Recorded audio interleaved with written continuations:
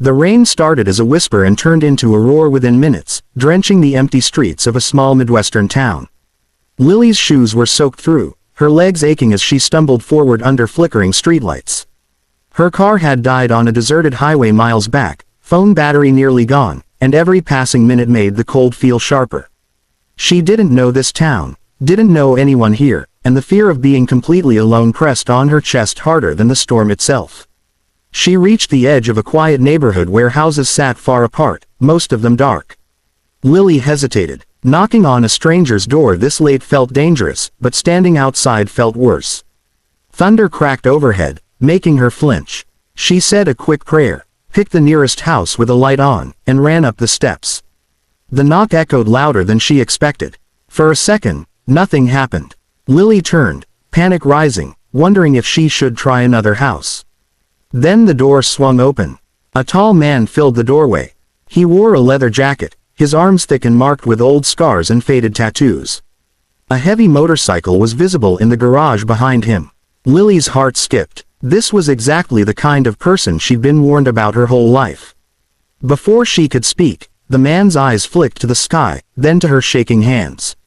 His voice was deep and sharp, cutting through the rain. "Get inside before you die." The words startled her, but his hand was already guiding her out of the storm. The door shut firmly behind them, blocking the wind and rain. Lily stood frozen, soaked and trembling, her mind racing with fear and relief all at once. Inside, the house was warm. It smelled like fresh coffee and engine oil. A small fire crackled in the fireplace, and a radio hummed softly in the background. The biker stepped back, giving her space. "You okay?" he asked, his tone calmer now. Lily nodded, though her teeth chattered. "My car broke down. I didn't know where else to go." He grabbed a thick towel and handed it to her, then pointed to a chair. "Sit. Storm like this can kill you if you stay out there." As she dried her hair, Lily studied him more closely.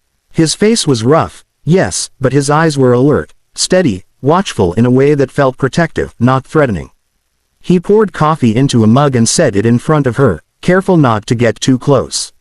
"My name's Jack," he said. "You picked the right house." The tension in Lily's chest eased just a little.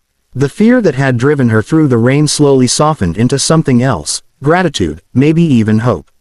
She realized that if she hadn't knocked on this door, she might still be out there, cold and invisible. That single knock, made in desperation, had already changed the course of her night. She didn't know it yet, but it was the first moment of a story she would remember for the rest of her life. Morning crept in slowly, pale light pushing through the rain-streaked windows. Lily woke on the couch, a thick blanket tucked around her shoulders. For a moment, she forgot where she was, then memories of the storm, the knock, and the biker rushed back. Her heart jumped, but the warmth of the room calmed her.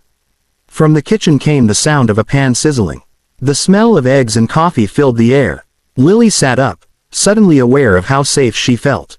Jack stood at the stove, no leather jacket this time, just a plain t-shirt and worn jeans. He glanced over his shoulder and gave a small nod. "Morning," he said. "Storm passed. You hungry?" She smiled, surprised by how normal everything felt.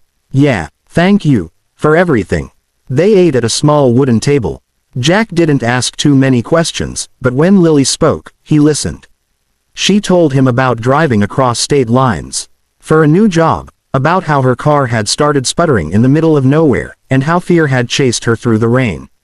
Jack nodded, understanding more than he said. "I've seen what bad weather can do," he finally said. "I'm a volunteer firefighter. People underestimate nights like that." After breakfast, Jack checked Lily's phone and plugged it into a charger.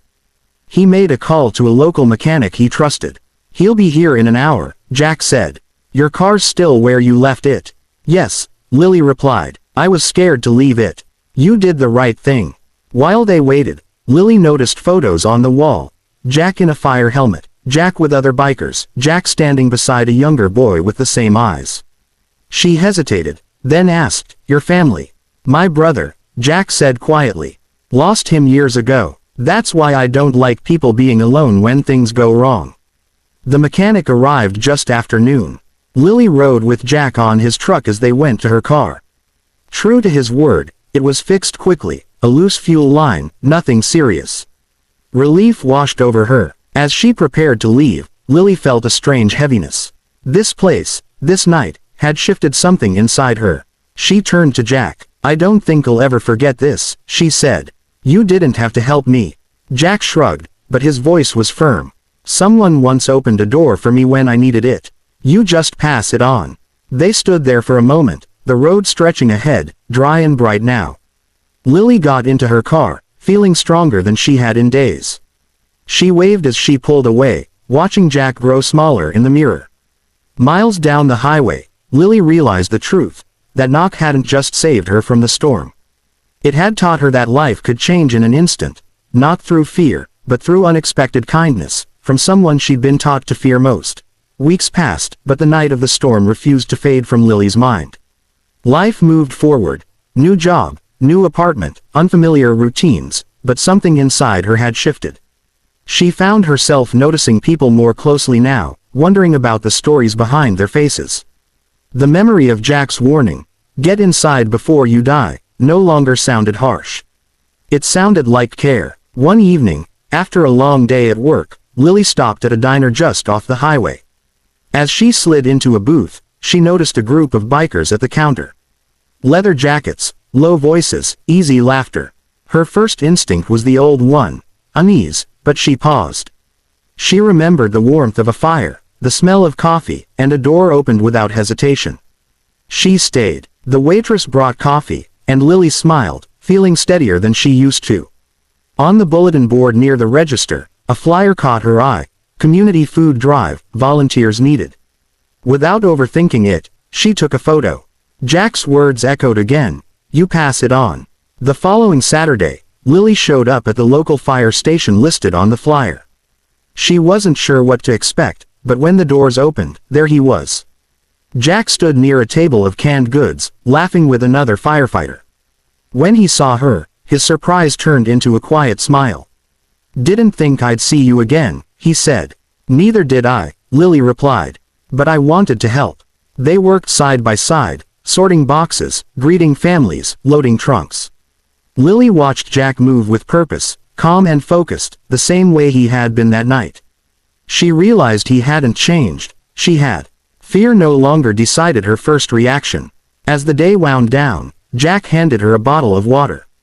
"You doing okay?" he asked. "Yeah," she said, meaning more than just the moment. "Better than okay." They sat on the station steps, the sun dipping low. Lily told him about her job, about finding her footing. Jack listened, nodding, proud in a quiet way. Before she left, he said, "You didn't just survive that night. You learned from it." Not everyone does. Driving home, Lily felt a sense of clarity.